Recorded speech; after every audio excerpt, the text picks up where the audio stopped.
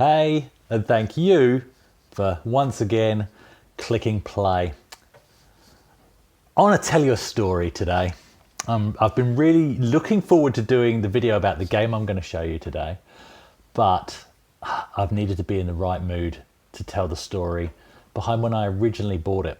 It would have been 1989, which is, as you know, if you've been following, the year that I got my Commodore Amiga 500 Batman pack, and I had plenty of games to go with it. That was all good. I had the 10-star games pack as well. I'm sure it would have been 1989. It's blurry. Maybe it was the year after, but I'm thinking it would have been 1989.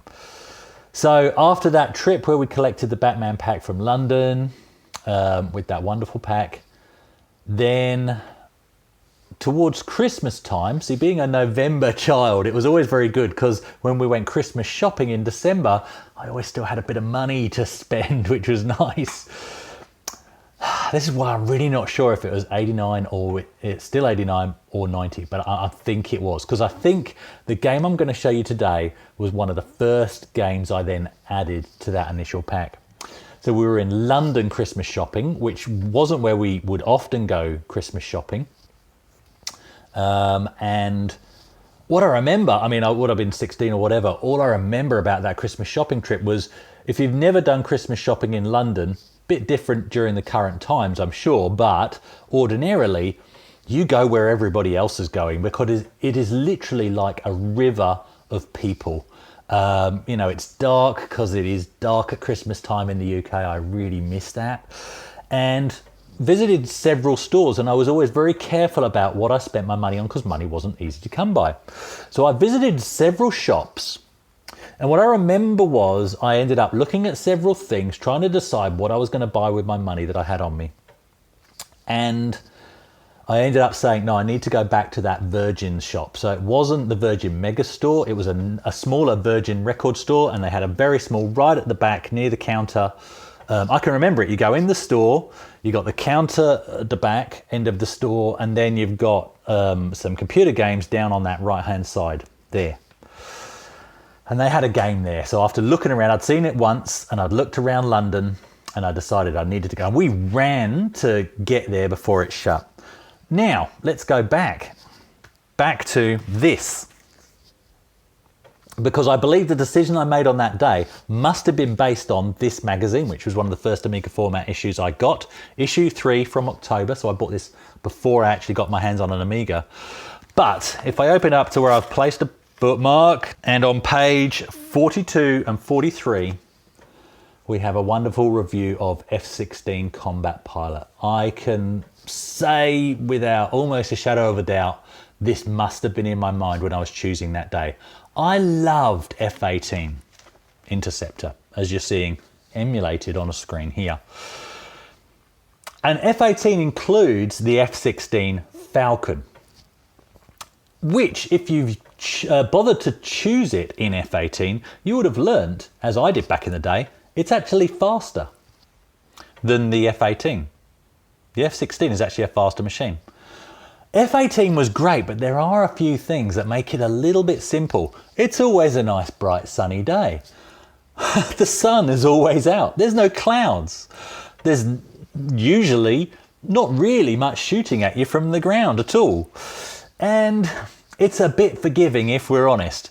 You can stay on the ground with your undercarriage out and you can hoon along the roads or the grass, it doesn't matter, full afterburner, and it really isn't going to make any difference to your aircraft and you can just happily go on your way. F16, as you can even see from these shots here, is a little bit different. It's a lot more complicated.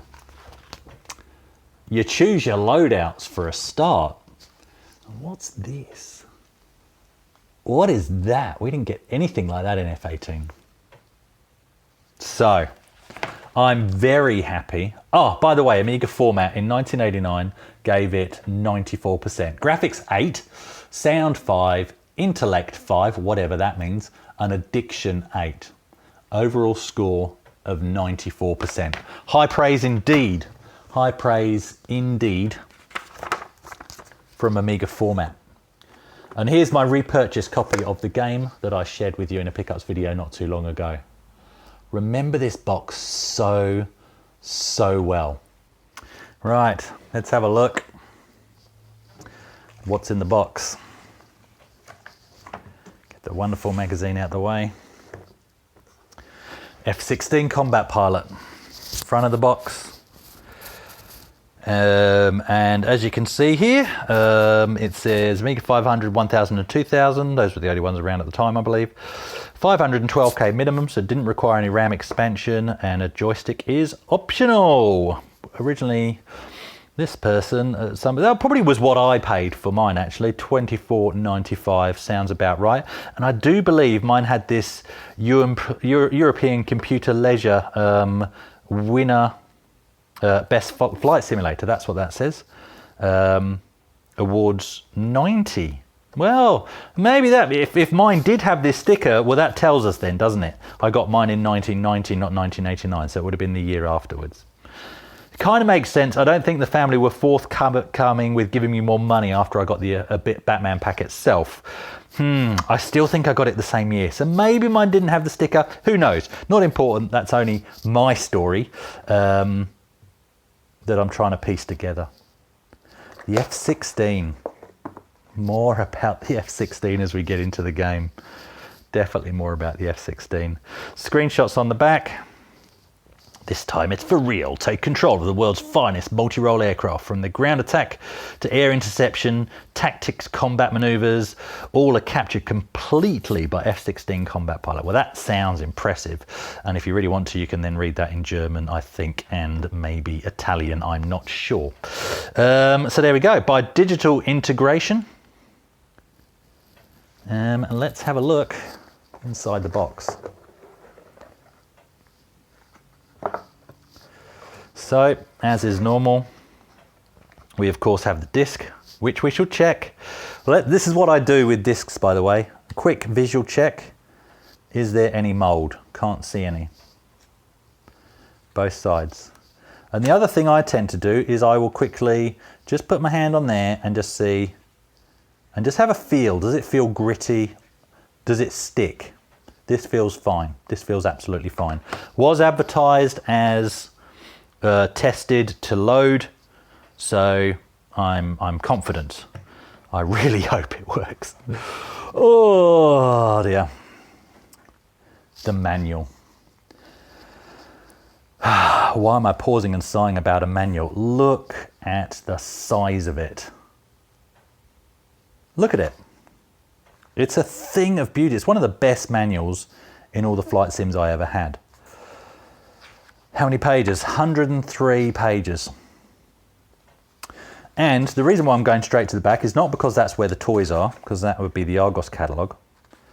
Got some further reading here. These were always so thorough. But I believe I'm correct in saying that towards the back, maybe it wasn't. Oh yeah, it is fairly towards the back. Here we go. You've got stuff about theory of flight.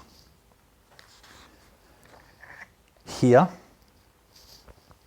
Stuff about the operation of flaps when we get into the game. Oh, I will tell you how I used to land or not land the aircraft in this game. And you've got your air combat maneuvers. Look at this. Beautiful. The split S, the spiral dive. If any of you have watched Growling Sidewinder, who plays DCS, great channel. I'll link it in the description. I'm sure he would have loved this. He sounds too young to even know what a Commodore Amiga is. Fantastic virtual combat pilot. His stuff is a joy to watch. But really good tactics of, you know, basically how to stay behind your enemy and bring your nose around. Great. All in the back, you know, this is all after page 69. Now, the other relevant thing about this manual is when I got into science, so I didn't get into science, in GCSE science back at high school, they had a flight module on the theory of flight. I got the highest mark in my school, and I got one of the very top marks in my county. My school was a shithole, excuse my French. And the reason why, and the teacher actually told me when he was having a go at me, oh, it shows when you pay attention you can actually do a good job because this is your score. That's how he told me in front of the whole class that I'd beaten everybody and come basically top. My school shut, like, I think it was at the end of my year, my school closed. It was demolished. It's a housing estate now. It was not a good school. I didn't learn a thing about flight in school. I learned it all from manuals like this and predominantly this on the theory of flight and what it tells you in here, in a computer game. And just my passion for flying on a computer game and learning more about it as a result. That's where it came from. Didn't learn a thing about it at school. What else we got in here? We need your help. Apparently they do. Oh, it's a bit late now, and that will go second class. Looks like somebody's bitten that. Don't know what's going on there. And we're gonna need this today. So that's telling you about all your instruments. And this is the bit we're gonna need. What do we got? Oh yes, these are the controls. So you got your controls, you know, basic controls. We understand most of that. Throttle open, increased throttle is plus. Or control one forward, control one back.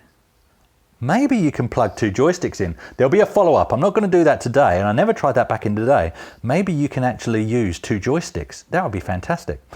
And what else we got? Undercarriage, air brakes, wheel brakes. This is all fairly standard, right? Dogfight mode. So that straight away changes your instruments for dogfighting. Jettison your fuel tanks. Jettison all. Eject. That's a useful one. But then we've got all the displays because you've got your different multifunction displays, your MFDs. So you need to know how to change all those to the different modes. You've got your weapon selection, you've got flares, you've got your different target cycles. We're gonna so need this today. Up front control panels, you've got communication, transmit call sign, cockpit views, blah, blah, blah. And what has it got on the other side of that? There we go. There's our campaign map. And some information about the enemy aircraft we're going to be looking at. And there's our thing. So really nicely detailed. Love it. We're going to need that out. We won't need that. So we're going to need that, that and that, I believe. Because this is the first time I played this in 30 years. Okay, I've got the bits out that I need. We'll put the box up there. There we go. Looking good. Maybe a little bit like that to catch some more light. Right. And here is the moment of truth. First time in 30 years. Please. I would be so gutted if this doesn't load.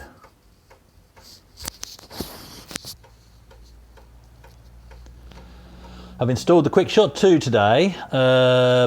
It's a bit tetchy, but we can't play a flight sim with the old Atari flashback replica.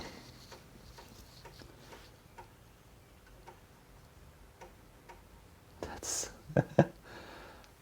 Oh, here we are. Don't think there's any music or anything. No. Disc sounds lovely and clean, which is great.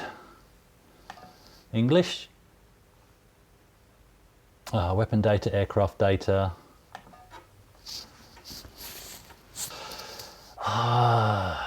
Durandal, okay, yeah, anti-runway. Oh, it's all coming back. So much information on all the different weapons and showing you where you can load them. See up here, it will show you where you can load them, depending on what mission you're going on. We've got, so that Sidewinder, which is obviously an air-to-air, that can go anywhere. And Maverick, yeah, which is anti-ground. Just the main pods, but you can do 3, the closer to the fuselage you are. See the detail? Love it. Absolutely love it. Harm, so that's another air-to-air, oh, that's an air-to-ground. Okay, I'm slipping. That's just a big baddie, isn't it? Yeah, okay. There's the AMRAAM, is it? The other air-to-air? Oh, maybe you don't have the AMRAAM in this. Doesn't appear that you do. Can you go by these tabs as well? No, you can't. Durandal, anti-runway. Okay, so that's our possibilities, so that's fine. So it's only Sidewinder for air-to-air. And what else we got? So we got aircraft data, which I think is a bit of, yeah, know your enemy. So the MiG-27 Flogger, MiG-31 Foxhound, MiG-29 Fulcrum. Now we have to talk about movies. So while you lot were playing F-18 Interceptor and watching Top Gun and wishing you were Tom Cruise, I was playing this and watching Iron Eagle, which I'm sorry, whilst the storyline isn't as realistic, it's 10 times the movie Top Gun ever was. Iron Eagle is fantastic. I won't hear a bad word said about it. And the hero aircraft, which is why I'm talking about it, is the F-16. Now, of course, in Top Gun, when they say about a MiG, what they're actually showing you is an F-5E Tiger II. I'm sure you all knew that. Because, of course, Cold War, they couldn't film or show a MiG in an American film. In this, the MiG-29 Fulcrum, I believe I'm right in saying, was an F-4 Phantom. And that's what they used. Now, I believe in Top Gun, they referenced the F-4 Phantoms as being their trainer aircraft, but then they didn't even show that. They showed something like a Hawk. It was a little trainer jet. So, yeah, weird. Let's exit that. What are the missions? Let's have a quick look at the missions. Pilot log. You have not created a pilot log or loaded any pilots. We can continue. So we can continue. That's good. Oh, yes, that's right. Watchtower, so different missions here. Tank Buster, that's Gladiator, I think, and that's training. Is that where you go for... So you can do RS-232 head-to-head in this, and me and my mate Steve, who watches the channel, so hi Steve, thanks for following. We used to play this. Now, funny thing, I was all over this game. I absolutely loved it, and I was playing through the campaign, playing through the missions like you wouldn't believe. Steve was not. He didn't have this game. But when we played RS-232, he would beat me nearly every time. It was so... I couldn't believe it. So, yeah, it's quite funny. All right, let's go... Do we go training? Sure. Free flight. Okay. Yeah, all right.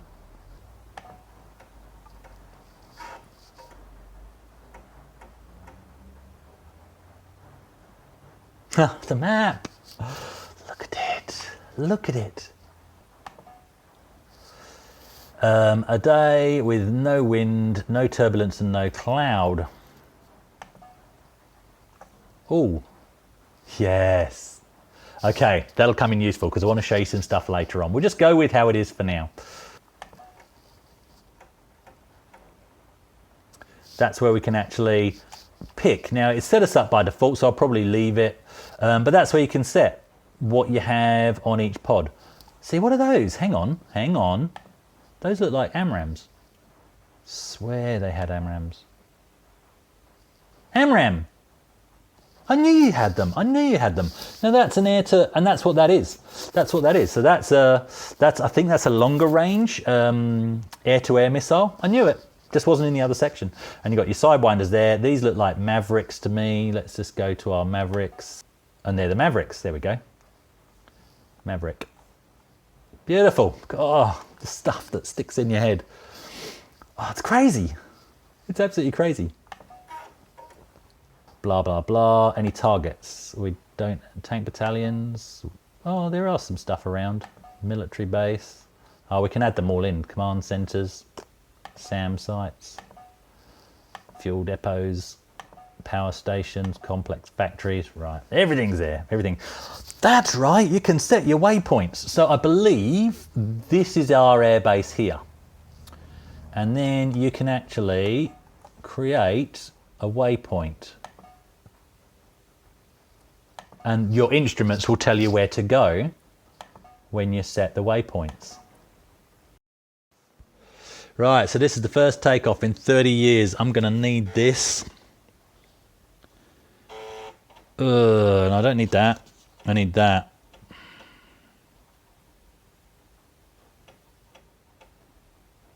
So instead of gear, it's U for undercarriage. Right, okay. So here's the funny thing. When you go into your first proper campaign mission, I actually had buyer's regret on this game because the plane would just explode every time I tried to go anywhere, because this game is so strict on how fast you go on the ground, and it started you in the hangar at night. So I'd either be clipping the side of the hangar trying to taxi out, or I'd be taxiing too fast. Seriously, that's how insane this game is.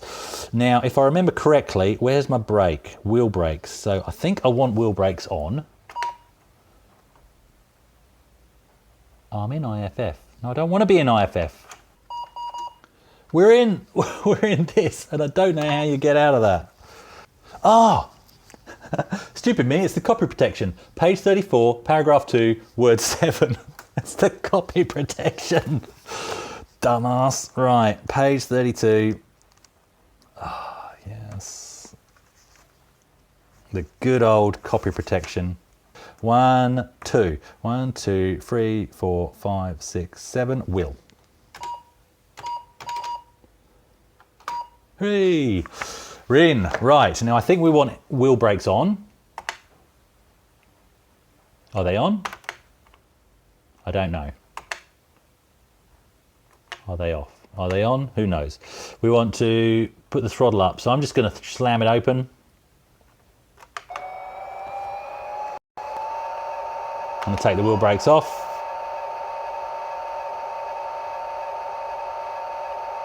Oh, that might be on.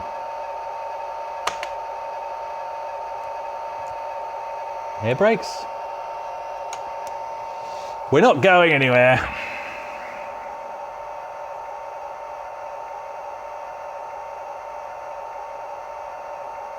Throttle is at 100% at the moment.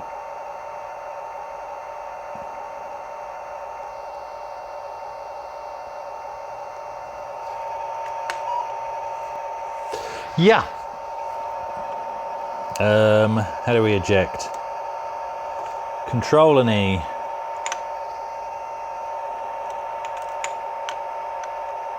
It doesn't want to do that either. Yes, it does. Right, let's try to go back in again.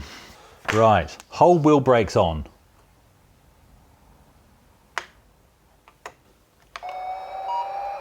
So until your engine start, you can't hold wheel brakes on. Do you want to go up to 80%? That's 80, then wheel brakes off. I'm moving, so I must have damaged the wheel brakes. Then you go full up. That tells me I've got full afterburner, and I have to pull up in time, otherwise I will explode.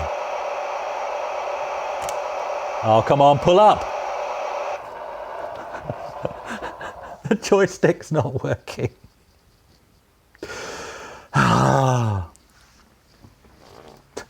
I'll restart the video when I'm ready to try again. I think the joystick's not plugged in properly.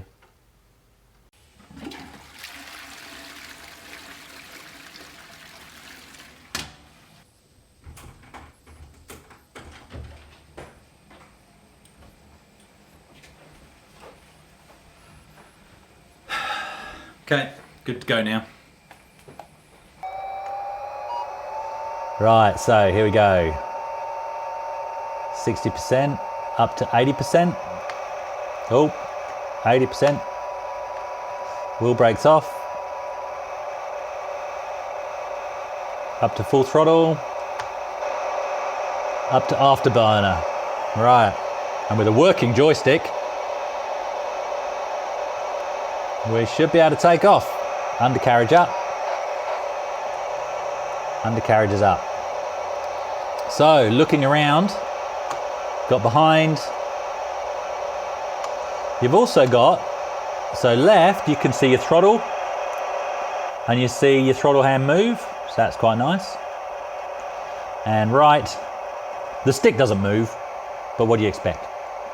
So the kind of landscape you get, I forgot to do some waypoints, but your waypoints will come up here. Airfield is, the A1 is the airfield, so we can find our way back there. And if you fly to the southwest, you end up going off the map. And so you end up seeing nothing but pylons. But if you stay in the combat area, then what you end up with is mostly these pyramids. You get rivers and roads and stuff like that. Radar is basically, you're invisible to radar below 500 feet. And that's when you'll basically end up dodging mountains. So what I used to do when I used to spec out the missions is I would set my waypoints through the mountain ranges and be flying at under 500 feet, right up to the point where I was, so there we go, about 500 feet there, going by the, here. Oh, now about to hit the floor. We're about at 200 feet there. Bit too low. There's no external view on this game. This is all about the simulated experience inside the cockpit. We can see which way we're heading. So my pads here, I can toggle here. F1, that's air to air, air to ground. That would be if I've got a Maverick, that would show the targeting head. And there's my moving map display, which is what I've asked her. This is ILS. So on the middle there, and I can toggle through. So I can set these up how I want. Air to ground, Maverick display, air flight stuff, and that there. Now what you've also got, if I go D, that sets you up for dogfighting. So that's nice. And I think it was W. Sets me up for waypoints and stuff and landing. I've never successfully landed in this game, which is quite amusing. What I used to do was I used to complete my mission, fly back to home base and eject. And thanks to the reading that you just caught me doing just now, 30 years later I've learnt another way, which I'll tell you at the end. I think what I want to do now, I think this needs a follow-up. I love this game so much, I want to do it justice. So all I want to show you before the end of today is what I think is so special about the environments. It's only the one map, but in what you can do with it. So let's have a look. So if we go weather here, it's nice and clear. Let's go to the Met Office. Now I never used to play about with wind, so I'm going to leave that alone. Turbulence, let's see what turbulence is like, something you don't get in F-18. You certainly did get in things like F-19 Stealth Fighter, I remember it being in that. We'll leave the wind as it is, which is light. But I want to add clouds, and we'll leave them, the height, what should we make them? Let's make them really bloody obvious. So I'm going to put them at 1,000 feet. Oh, doesn't. Right, we've got cloud cover at 1,000 feet. Now it's certainly not volumetric clouds. F-19 used to do it by basically essentially using polygons. More about that when I play F-19 on video for you. But that's how it simulated clouds. Look, the sky is grey. It's full cloud cover. Off we go.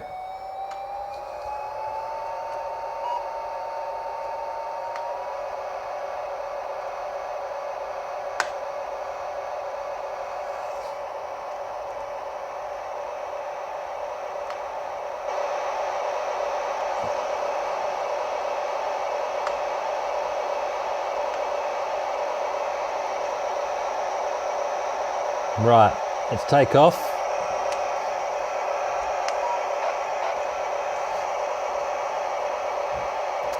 So obviously you can clearly see the ground. Oh, turbulence, see what's happening? It's all shaky. Now we're in the cloud. So look, if I level off, and 1,000 feet is very low for cloud. So I'm leveled off here, you can see here, we're not climbing.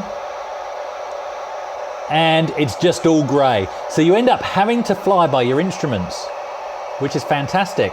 And then when we break above the cloud, which let's try and do that now. And again, I'm really reliant on my instruments here. I have no idea of my pitch. And 1,000 feet, landing or attacking anything on the ground would be a nightmare. How thick is the cloud cover? I don't know. We're at full throttle, full afterburner. I think it just makes the cloud cover thicker. Unfortunately, we should have stayed with 50,000 feet. because I reckon that's where we need to get to. Let's just go full vertical, which we'll know because the HUD ladder will start to spin. There we go, look at that. So now we're above the cloud. And of course, if you're in combat, if you're in air-to-air combat, you duck below the cloud. They can't physically see you. In all honesty, whether it's campaign or whether it's head-to-head, like against my mate Steve on RS-232, you're literally shooting the dot. We've seldom got close enough for guns. We seldom got close enough to actually see the detail on the aircraft. But still great. You just missile lock on and off you go. So there we go. That's how that looks. If we go back in towards the cloud,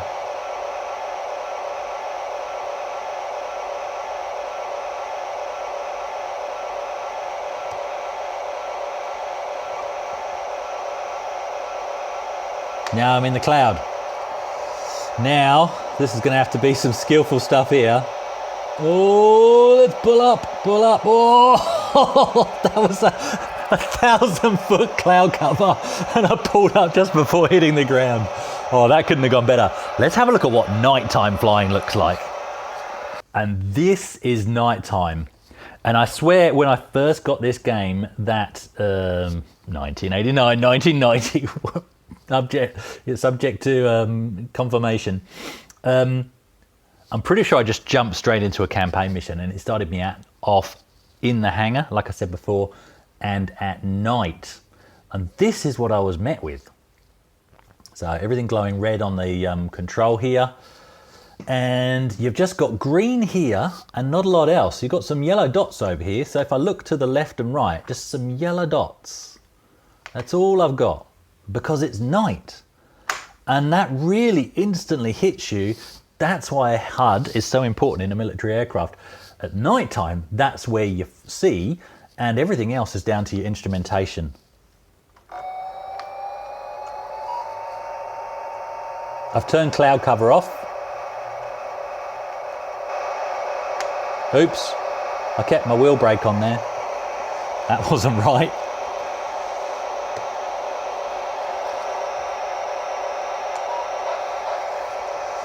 God, I was only just off the ground and I pulled my undercarriage up. So I just want to get some height and show you what this looks like.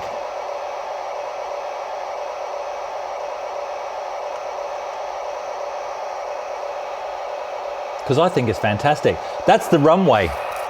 Because of course you can't see it. So all you've got is your landing lights. Let's just go to the side a little bit there. There we go, see it? Beautiful, amazing. I don't know which way I'm facing now. There we go. There we go, there's another runway to the side there. So I think that's a crosswalk runway there. I love it. I absolutely love it.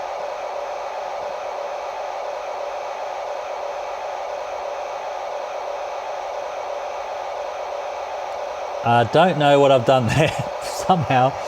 But anyway, let's bring my map up. Okay, so I'm going away from civilization here. But so this is now, here's a thing. Let's go towards that mountain range. See how crucial the HUD is in terms of your horizon. Other than that, if your HUD gets damaged, you're down to. You literally be down, which does happen in the game, you're literally down to your instrument flying, similar to being in the clouds. Let's go down to 500 feet and play about in the mountains again. I love this game. I think that's probably coming across now, and this is without even getting into any missions yet, which we'll do in a follow-up video. And to make it more entertaining for you, I'll have some practice between now and then.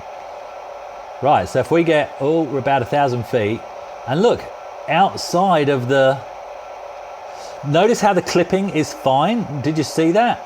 I can literally hug that mountain and there's not an invisible hitbox bigger than the mountain. It is literally, the mountain is the hitbox, which is fantastic. And they come pretty thick and fast when you're really nice and low to the ground. But notice, you cannot see anything either side of that HUD because it's nighttime, it's dark, and you've got to rely on your instruments working. Friggin' love it. Oh, notice that as well. So when you go hard on your side, you will lose altitude unless you put rudder in, which is 1 and 3. So you have to keep that in mind as well. There you go. So happy this is working. So look, thank you so much for watching again. I hope you can tell how excited I am to be getting back into this. Even though it was a patchy start, this is a genuine outro today. Seriously, I knew I would love having this game again, and already I do. So I'll get some practice in, I promise you that. And I will do a follow-up video, probably in a few weeks' time, where we really, I show you some bits of combat. Maybe we'll try and land. And speaking of landing, it really isn't easy in this game, and I never successfully managed to land. But that does bring me back to the point that I said I'd mention. So, 30 years later, and I swear I read this manual cover to cover, but I don't think I could have done. Because on page 45, which is all under landing, there's a section called Autopilot, which says your aircraft is fitted with a landing aid, which links the autopilot with the instrument landing system to give a fully automated landing. Control is fully automatic as far as touchdown, after which you will throttle back and apply the wheel brakes. As usual. Thanks for watching.